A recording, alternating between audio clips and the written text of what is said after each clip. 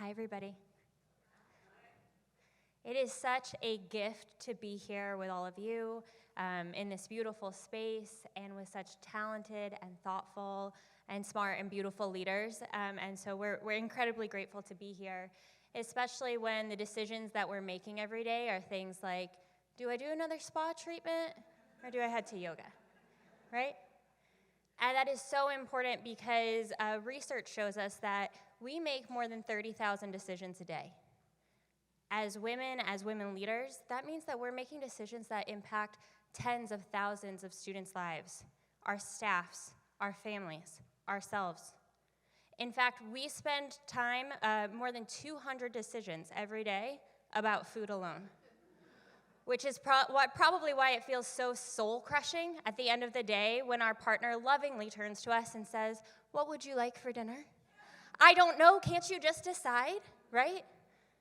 Not me. I live my life in balance, y'all. I never snap at my husband like that. No, I'm just kidding. For those of you I haven't met yet, I'm Courtney Flanders. I am here this week with my colleagues Freiheit and Dr. Shelby McIntosh, and we're going to talk about how do you make decisions in a smart way. I went a little too far there. And this is a framework that we use with districts and leaders across the country. A little background on us, we are here from Education Elements. We're part of the Scholaris Learning Company. We'd love to tell you about that. I am a former client, probably forever fangirl of our organization. And the thing that we do really well is help leaders like yourself make change and to take what you want to do with your district and make sure that you implement it exceptionally well. And part of the way that we do that is help you make smarter decisions. But in the spirit of being here at Miraval and really being vulnerable, I'm going to start this off by giving a personal example. And that's that earlier this spring, I felt called to ask for a promotion. And for me, this was, bubbling up a lot of thoughts. And so one of those thoughts, if you've ever been making a decision in your life, you probably have a lot of thought bubbles as well. One of them for me was, it's been less than 2 months since I'm coming back from maternity leave, my second in 2 years. So if any of you need me after 10 p.m., I will be asleep, mom of 2 boys under 2. And I was worried that perhaps people would think that I hadn't put in my time, if you will, right? But also, as a mom coming back to work, I felt like if I'm not being challenged, if I'm not growing as a leader, if I'm not growing a team, then I'm not sure that this is where I want to be. Childcare is expensive, and I love my kids, and it is really hard to leave them. And as Julie and I were discussing last night, that mom guilt is real. And so how many of us have ever thought about what does this mean for me in my career, balancing who I am for my family and what I want out of my professional life? Yeah? Okay. The other thing really weighing on me with this decision was it wasn't necessarily the right time for my company. Okay, so we weren't hiring. We weren't asking people if they wanted a promotion. In fact, we weren't quite sure at the moment if we were going to hit our financial targets for the year. And so while it wasn't necessarily the right time for the company or the organization, it did feel like personally the right time for me.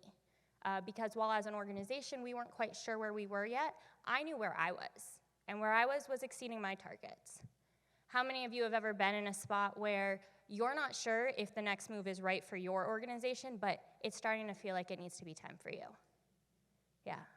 Some of you were like, hand raised, me. Others are just a slow nod. But probably all of us have been there at one point or another. And when you're facing these kinds of decisions, it's hard. Which of these bubbles do I give the most weight to? How do I think through this? One of the things that we use at work that I like to bring into my own life is this idea of really thinking about what data do I know and what data is unknown. So we ask leaders to think about their decision-making with these 3 buckets. And I'll start with the easiest one first, and that's this one that says unknown unknowns. Because guess what? I don't have to put anything there. I just need to symbolize and recognize for myself that there will always be things that will change, that will come. I can't know yet what those things are, but they're going to pop up, and when they do, I should revisit. But the next thing that I really want to sparse out is, what do I know to be true, And what are my known unknowns? What assumptions or beliefs are getting in the way of me making a really accurate, informed decision? Right? So when I think about what was popping up for me, so many of those known unknowns were others' perception. If I ask for this, will people think I haven't put in my time? Will they think that I am oblivious to the overall industry and what's happening now? And what I do know is my data. When we ask school districts and leaders to do this, often what this exercise does, it doesn't make it black and white, but it pinpoints for us, are there spaces where I need to get more information? And more importantly, am I making decisions based on the things that I know or based on fears? Am I holding myself back for asking for something that I really want because of how I think other people might perceive me or because of data that I know to be true? So for all of you, you have a little postcard, if you will, and it has on there a space for you to think about your own decision. Some of you are taking notes now. Some of you are probably thinking through what that decision might mean for you. Some of you have already made some major life decisions recently. Congratulations on those. But I'd love for you to think about, in your own decision, what are the things that you know, and what are your known unknowns that might be clouding your judgment? If you want to do that now while I talk, please know I'm not going to take any offense to you taking notes. I would love it. If you want to do it later this evening, put in the shower steamer, grab those gel eye masks. They work better if you put them in the fridge first, right? Then put them on. Again, mom of 2 boys under 2, I know a little something about how to not look so tired every day. Those eye masks are it for me. And also, we forgot to put that was from us, and so Debbie, that was my way of weaving that in. But take some time later this evening and really think about what are your decisions and how are you approaching that decision-making process. Now, this in and of itself isn't going to be enough to bring you all the way there. But I'll give you an example, if it's helpful, as you think through what decisions are bubbling up for you, of what this looks like for one of the school districts we work with. And so the questions we ask them to think about are here on the screen. Do you know this is going to happen, or are you anticipating harm? How can you get some data about the things that you don't yet know? And how do you revisit and adjust when your unknown data becomes known? We worked with a school district that had a little issue with teacher retention. Sound familiar to anybody here? The Great Resignation, if you will. But one thing that they knew was that several really great, talented teachers had expressed, if you explicitly ask me to stay, I'll stay. But if I have to wait to the end of the year to know what my position is going to look like here, I might start looking at other opportunities. And yet, even with that known data, our leaders were hesitant to really ask people early on to stay. Why? Because there's a fear that if I ask the people I'm sure about, then the people I'm not yet sure about might become disillusioned with my school, and they might check out, and the impact on students could be huge. But that's not known data. In fact, an opposite scenario could be true. The teachers I don't ask to stay might decide that that's their wake-up call, and that they really want to engage. Ultimately, you can't change those things that you don't have data about, but you can make informed decisions about what you know. And so this is one of the habits we like to use. I'll name a couple others, and they are this mindset of aiming for safe enough to try and defaulting to yes and defending no. Like I said, we make 30,000 decisions a day. One thing that is so interesting to me, and this comes from our work on responsive leadership, is this quote: the bigger the decision, the farther out in the future that we want to predict. And the farther out, the less accurate our predictions become. Think about our lives. We go to buy a home. This is the physical space I will put my body, my belongings, my family. And I'm signing on for a 30-year mortgage. What about my partner? This is my spouse, the person I'm going to spend the rest of my life with, and you're telling me that as a 20-something, I'm deciding who I will be with until I die, right? This is a big decision, and I am predicting from now until the rest of my life. But what about your school districts? How many of you in 2017 or so made a strategic plan that stretched out several years? How many of those plans changed overnight when March 2020 hit, and we went to spring break and we never came back. The farther out in the future we try to predict, the less accurate those predictions become. And so we need a way to be more responsive. In order to do that, we can think differently about how we make decisions. And so as women leaders, you all already know the common pitfalls with some decision making, right? Group consensus sounds great. We do it in practice.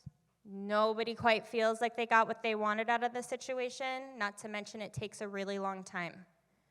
But top-down decision-making, if we default to a decider-in-chief, if you will, that decider can only make decisions with the data that they have. And it can feel disempowering to the rest of our teams if one person is always deciding. Not to mention the fact that you're already making 30,000 decisions a day and probably still have to figure out what's for dinner, so this isn't going to work every single day for us. But there is a third way, and we call that safe enough to try. When we're talking about what's safe enough to try, we need clarity around who is making decisions and what data are they using to make those decisions. This is something that helps our team spread ownership across the team. But I'll name, if this isn't the way that you're currently operating, it takes a little bit of practice to get there. It can feel uncomfortable at first. So when we say safe enough to try, we mean that you're asking a few different things.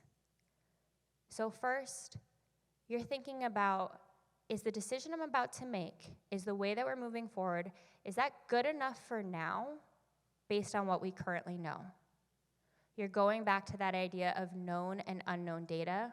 What do you currently know about the decision that you're trying to make? And is this good enough for now, not forever? Because if you stretch it out too far, your predictions aren't going to be accurate. The second thing this is asking us is if this fails, do I have adequate space to recover? Will this cause consequential and irreversible harm if we move forward? Or is this something where we can try something out? And probably most importantly, this shifts us from this idea of, does everyone agree? Is this the best idea you've ever heard? To, is this safe enough for us to try? What that means is, it's not necessarily the best decision, but it's not going to do us harm. It works based on what we currently know. And after we do this decision, we're going to get some more data, and we're going to decide if we need to pivot or if we need to continue or what from this we want to keep moving forward.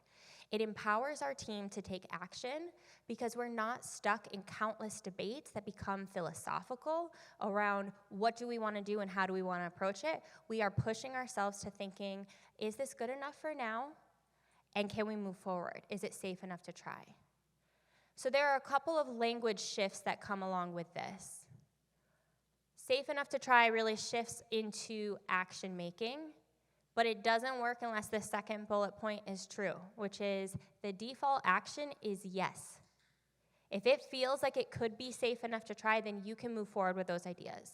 And as you move forward, you're getting more data, you're learning more about your team and your organization, and you're pivoting as known unknown data becomes known, or as things in that unknown bucket pop into your mirror. Finally, it doesn't mean that you're moving forward with every single idea. You are more than welcome to say no to something, and you're going to have objectors or skeptics or naysayers. But when they say no to you, when they say no to you, they need to be able to defend that no with some data. They need to be able to show how moving forward might cause harm or prevent someone from being able to do their job. And so it shifts the conversation again from what do we think is the best idea or which thought bubble to give the most weight to what data do I have around this decision? What's preventing us from moving forward? In all of this, again, we really hope that you spend some time thinking about the decision making that's left in your life, that's next in your life, and asking yourself some of these questions. Because as leaders, as women, we need to be intentional about what is it that we're doing next. Kim, can you let me know, do we have a few minutes for people to spend some time reflecting? Awesome. Okay, so I'm going to stand here for a moment while you take a bit of time to think, and then I would love if we could chat with a neighbor around what decisions are you processing. I'd love to invite us all to just take a collective deep breath. thinking about decision making, I think one thing that comes up for people a lot when we do this is just how often we've made decisions with some unknown data instead of really pinpointing that which we know. And so I hope that this is a practice that you can bring back with you and with your teams. And really just to wrap that up, give you this space to switch from always being the decider in chief or promising teams this idea of false consensus or delaying your decision making, to really moving to a place where you're making decisions that are safe enough to try, and that you're using the data that you know to drive that, and that you're pivoting and adjusting as your unknown data becomes known. We hope that in life and at work, that you're deciding based on data and not based on those assumptions or those fears, and that you're really defaulting to yes and defending when you have a no. Kelly, Shelby, and I are so glad to be here today. Again, Education Elements is a group of all former educators, so feel free to ask us about those prior experiences. We're grateful to be here alongside all of you, and we're also part of a larger family of brands that allow districts and leaders to really get the data that they need to make those informed decisions. So please ask us about this because we are so excited to be part of this larger group. Again, thank you for your time, and go forth and make really smart decisions for yourselves and your companies.